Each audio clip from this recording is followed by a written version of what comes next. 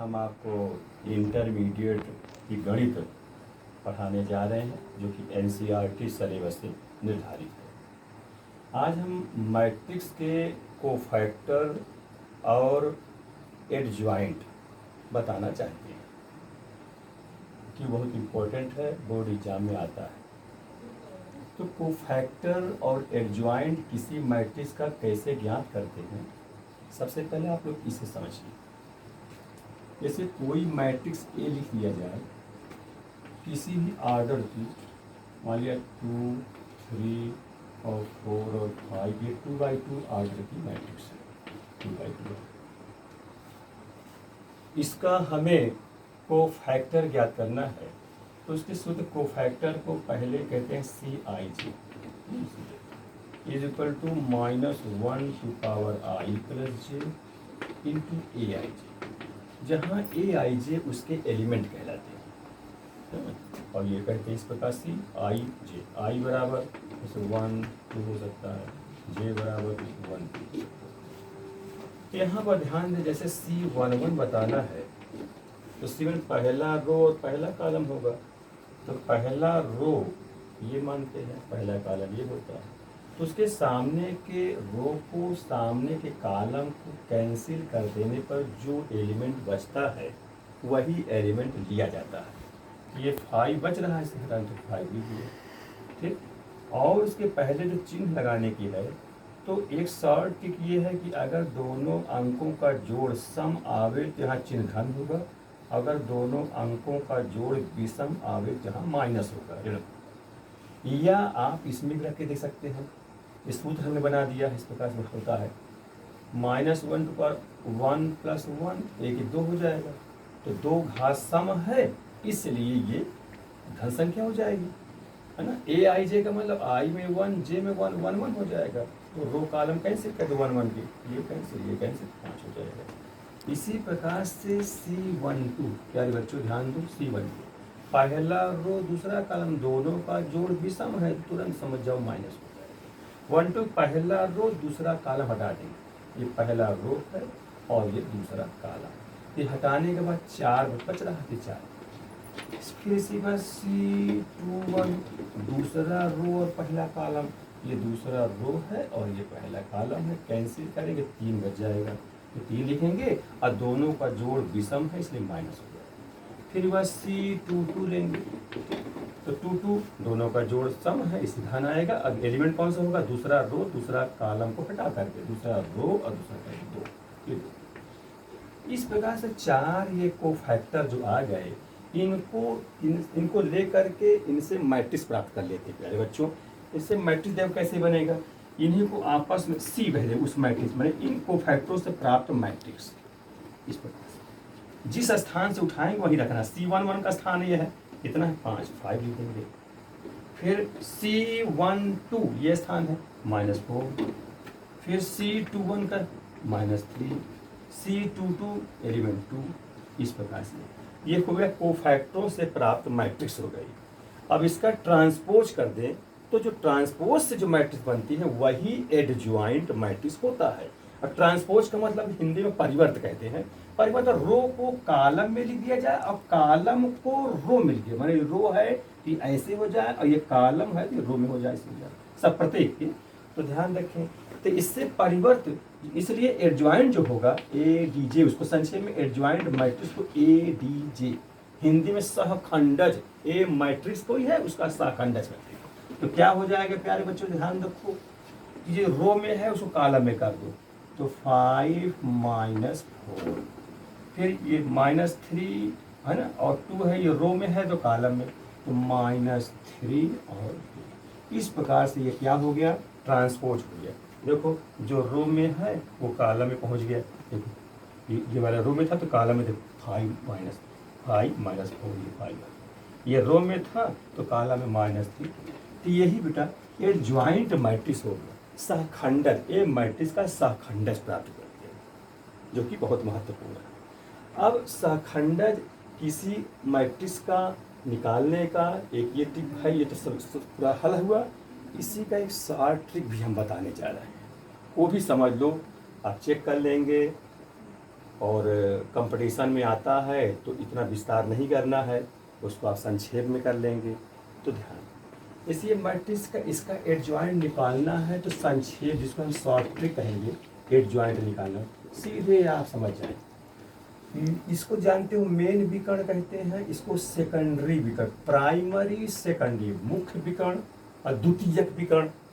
तो उसमें होता क्या शॉर्ट ट्रिक में, मेन विकर्ण में कितने एलिमेंट है, 2 और 5 है, इसको आपस में इंटरचेंज कर दो, यानी 5 को 2 के स्थान पे, 2 को 5 के स्थान पे, और सेकेंडरी के चिन्ह बदल दिया जाए तो प्यारे बच्चों एडजॉइंट मैट्रिक्स ज्ञात हो जाएगा, तुरंत 1 सेकंड ज्ञात हो जाएगा। तो देखिए 5 आप यहाँ कह लीजिए, फिर सेकेंडरी में चिन्ह बदलना है, केवल -3 और -4। देख लीजिए वही जो आया यहाँ, 5 -3 -4, यहाँ भी आ गया। तो तुरंत आपका ये कोफैक्टर एडजॉइंट ज्ञात हो जाएगा, कोफैक्टर से बना करके और सीधे शॉर्ट ट्रिक से मुख्य विकर्ण के इंटरचेंज कर दिया जाए और सेकेंडरी का साइन चेंज कर दिया जाए। इस प्रकार से एडजॉइंट मैट्रिक्स प्राप्त हो जाती है। ठीक, अब कोई भी उदाहरण आप कर सकते हैं। अगले वीडियो में हम आपको, मैं इस वीडियो में 2x2 बता रहे हैं, अगले वीडियो में हम आपको 3x3 का क्रम का बताएंगे। अब देखो प्यारे बच्चों, इसके आगे इसको मिटा रहा हूँ। अगला एक मैं उदाहरण और देना चाहता हूँ।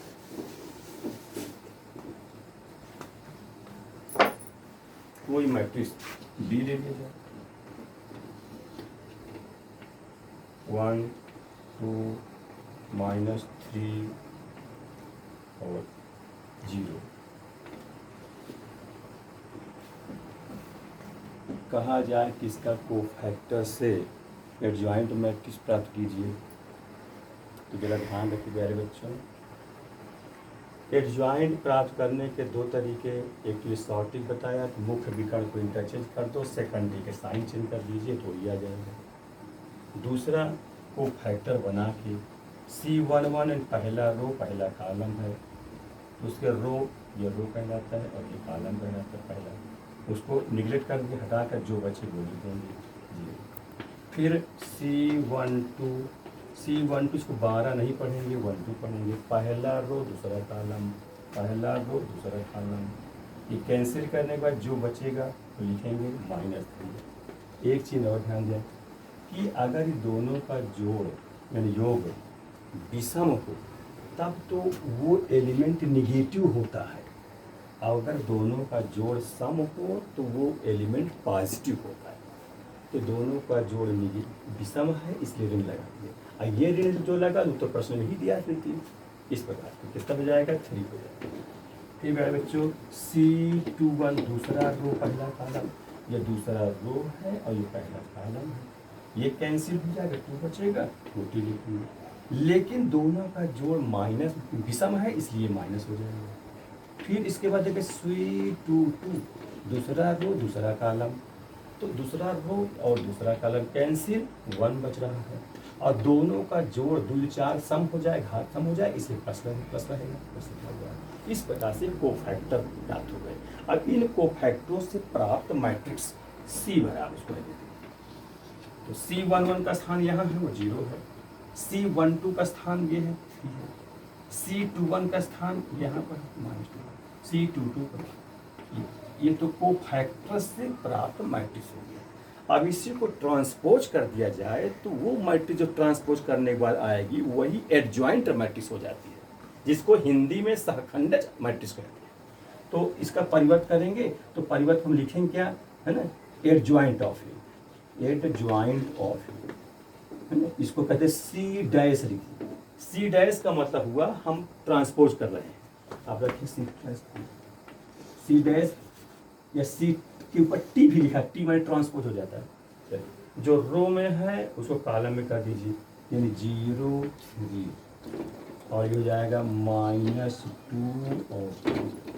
इस प्रकार से प्यारे बच्चों ये आपका एडजॉइंट मैट्रिक्स प्राप्त हो गया। C डैश भी कह सकते हैं, C डैश एडजॉइंट ऑफ ए, रो था वो कॉलम पहुंचा दी, जो रो है वो कॉलम में हो गया। ये 2x2 आर्डर की एडजॉइंट मैट्रिक्स प्राप्त हुई। इसी को शॉर्ट में कहते थे, हमने कहा था इंटरचेंज कर दो, तो 0 यहाँ 1 यहाँ, तो देखो 0 और सेकेंडरी के चिन्ह बदल देते, चिन्ह तो माइनस था तो प्लस हो गया, प्लस है तो ये माइनस हो गया। तो इतना नहीं करना पड़ा, डायरेक्ट हो गया। लेकिन बोर्ड एग्जाम में तो व्यवस्थित ढंग से लगाएंगे, कंपटीशन में आप स्टूडेंट 60 लगा देंगे, ये हो जाएगा। तो ये आज आप इसको ठीक से समझ लीजिए एडजॉइंट मैट्रिक्स को।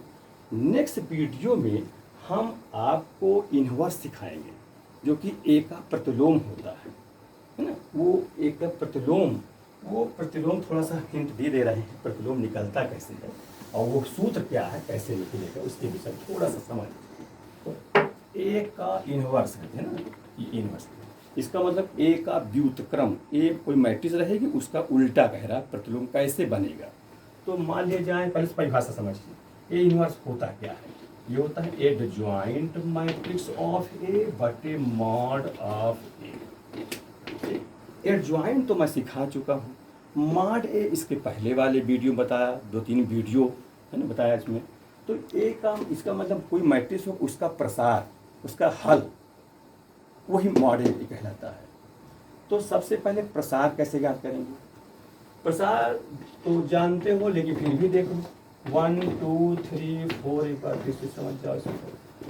तो इसका प्रसार कहें तो मॉड लगा दे, इसका मतलब ए मैट्रिक्स का उसका प्रसार बता रहे हैं। फिर नीचे का मिटा दें, समझो, ध्यान से समझो, जहाँ ना बने उसको 2 बार 3 बार पूछो, कमेंट बॉक्स में लिख करके पूछो बेटा, अच्छे से समझो।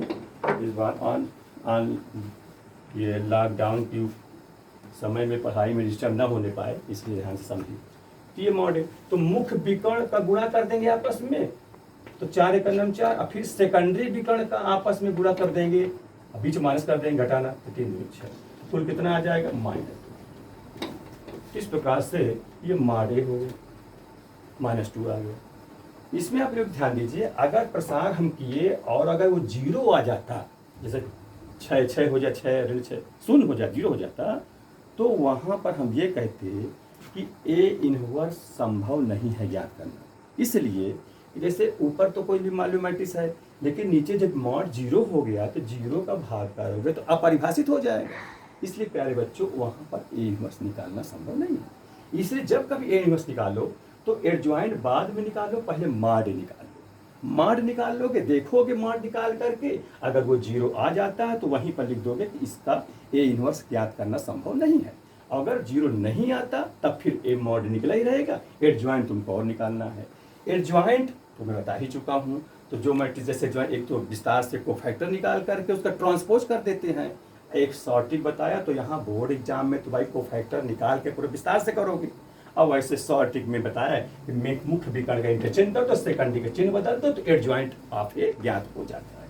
ठीक है प्यारे बच्चों, अब इसको समझो, एक मैट्रिक्स में ये दे रहा हूँ, बल्कि एक मैट्रिक्स एक है, अभी 2 का सिखा रहा हूँ, उसके बाद 3 का सिखाऊंगा, जिससे तुम लोग अभ्यास हो जाए, ठीक से बन जाए।